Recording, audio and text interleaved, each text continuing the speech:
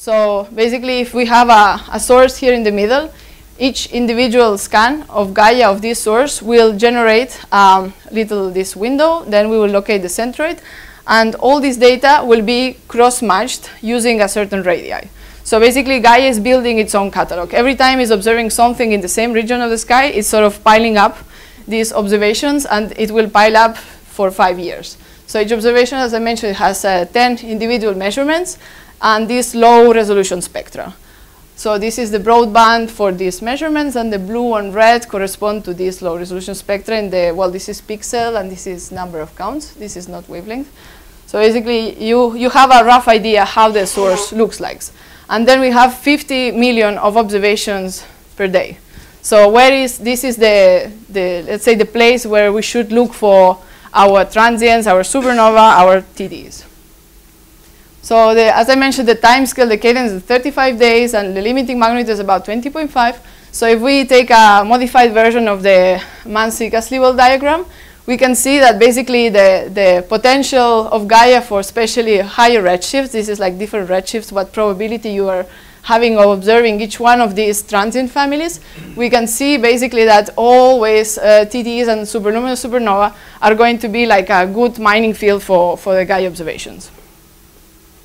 All right, so the third part is about how do we hunt things? How do we detect things in Gaia using these catalogs?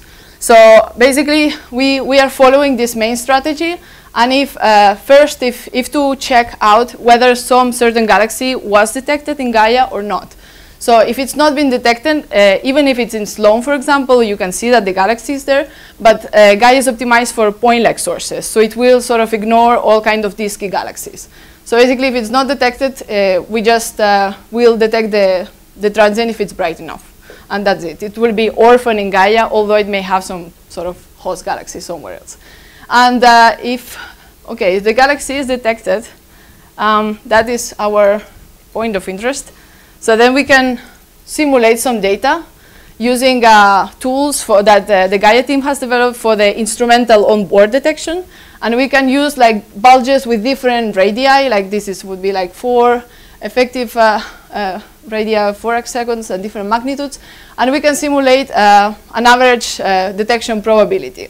So then you can plug in these things with a galaxy catalog, for example, and see how many galaxies will be detected. But then the funny thing is when you have real data. So actually, if you take, like, for example, some like few millions of Sloan galaxies, which are brighter than 20, and you can plug in like this, this would be like a proxy for size, and this is the magnitude. You can actually see that's the density, and this is the detection probability. So if you zoom in the same region as you simulated, you can see that actually the real data for detection looks like quite similar. So that means that our simulators is doing a pretty nice job in here. So basically, the point to take away with is Gaia is very good at detecting bright and rather small bulges. So this is 1 arc second, 4 arc second. So basically, you have to be sort of in this regime for your galaxy to be detected. So if we want to go a bit deeper, then we can plot the Gaia detectability of galaxies in the U-R color, and this is the magnitude. So basically, if we assume that blue and red galaxies are separated by this cut and 2.2 magnitudes, then basically here we have the red sequence of galaxies, so more like ellipticals, and here we have disky galaxies. So then we have like Gaia is doing a great job for ellipticals, but it's not doing such a great job for spirals because they are more spread out, and for Gaia it's harder. But then we can see that actually there is this little bit fraction of galaxies which are detected. And if we go to a spectroscopic version of it, so this is the color is the redshift, and it's the same U-R and R model, we can see basically all this fraction that Gaia is detecting. Actually, these guys are very low redshift galaxies. So probably these are like pseudo bulges of spiral galaxy. So actually, Gaia will detect red elliptical galaxies and blue bulges, let's say, nearby bulges. So then the next thing, if we know that if galaxy is detected, is whether the supernova generates a new object close to the galaxy bulge. If we can resolve this, actually, the supernova. So for that, we are using simulations, again, with the Gaia instrumental simulation. And we're simulating how the objects are detected and how these windows are positioned around the sources. And we are using different like bulge magnitude, radius, different supernova magnitudes, and the angular separation between the two sources. So these are the results. For supernovae, which let's say are very, very bright, so 3 magnitudes brighter than the bulge, we can resolve them even like 0.1 arc seconds close to the bulge or a bit farther. But the point to take away is that for about 0.3 arc seconds, we will resolve about 90% of all supernovae, even like at fainter magnitudes. So that is very, very nice, because we know that with Gaia, we will be able to resolve supernovae which are very nearby, even though in optical surveys they may be very, very, well, sort of piled up one on top of each other. And the final step, if this object has been created, it's a new source, it's fine. But if it has not been resolved, then it's an old source which is varying in magnitude. And then we can set up like some limit on how much the magnitude of the old source is varying to detect this variation not as intrinsic light curve dispersion, but rather like a real event on top of the galaxy. And these again are the results. So basically, if you have the galaxy plus the supernova on top, which has not been detected, and we are placing, let's say, our detection limit at 0.5 magnitudes, we can see that our supernova actually, or TDE, actually needs to be between 1 and 2 magnitudes brighter than the bulge is. So starting from this point, we will actually detect them. If it's lower, we will assume that like some intrinsic variation of the bulge, and we will discard it. But that's at the moment. And basically, the supernova also gets some boost, let's say, in the detected magnitude because of being close to a bright bulge.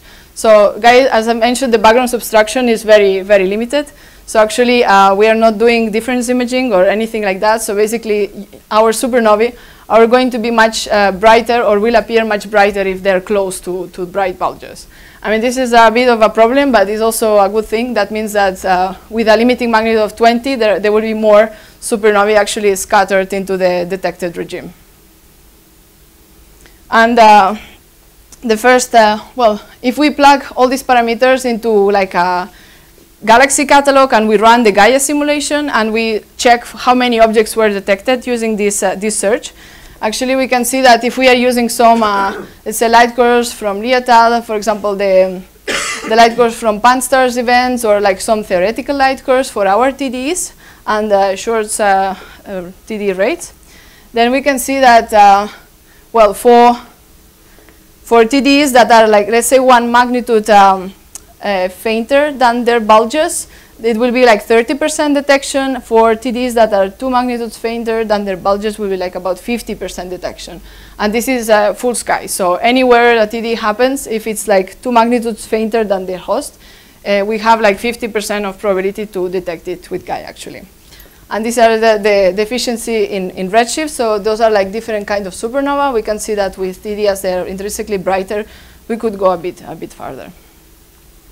And then we have this case of contamination. If we have TDEs on one side and supernovae on the other side, those are nuclear supernova. So basically, we can have only confusion with type 1a supernova. And the rates that are predicted is like for every year, there will be between like 20 and 30, depending which light curve model are you using in Gaia. And basically, the number of supernova type 1a that are going to be non-resolved in Gaia is going to be about like 40 events. That means that sort of you can actually use some spectroscopic resources to identify this, because that is sort of bearable. It's not like 1,000 to 1 or 100 to 1 the ratio, so it's barely it's fairly similar. So then I would like to conclude with the status of the actual Gaia alert stream. This is our observing map. The blue, the blue regions and these red regions marks the density of observations in Gaia. This is Sloan coverage, and then we can see these white dots are detections that we have published as public sources. This is our first supernovas. You can see it's in the high density region, and basically there is a slight bias maybe because we are doing we're doing like intensive eyeballing during the first months. So the highest of the published sources actually have some Sloan environment we could use to actually identify that the source underneath was a galaxy. And well, there is some other detections around, but yeah, this is what we have published so far. If we check the redshifts and the fractions, this nicely agrees with the predictions.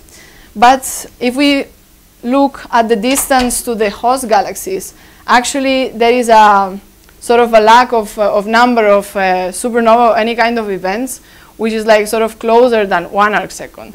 So then one may ask, like, if Gaia is so good, like why we are not detecting anything? Should be like very, very worried, scandalized, you know, but everything has an explanation. And the explanation for this is that the parameters on board for the detection has been slightly tweaked. And they have been adapted to detect fainter sources. If the old parameters were like dropping the detection probability after magnitude 20, the new parameters are standing very high. And that means that while for point-like sources, these are like lens quasars, you are doing like a great job.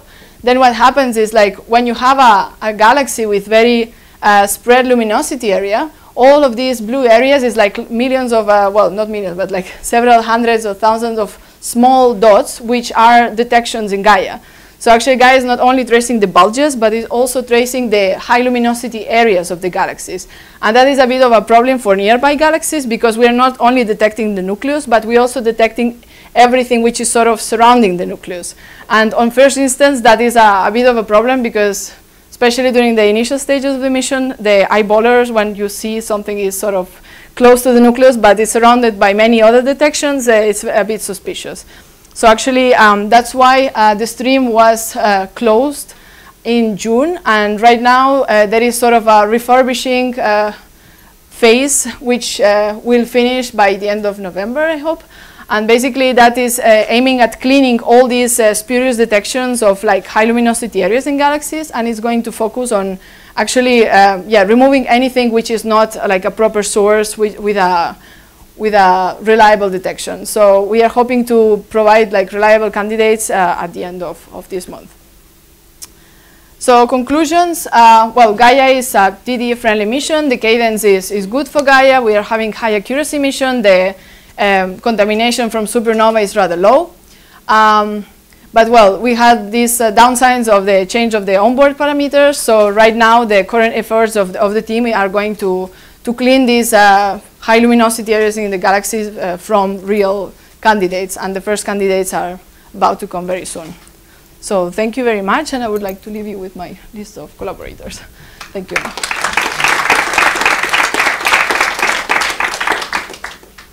Questions for Nadia? You got a spectroscopic program based on them, or you're going to just? Yeah, we have a Liverpool telescope time, which is for classification.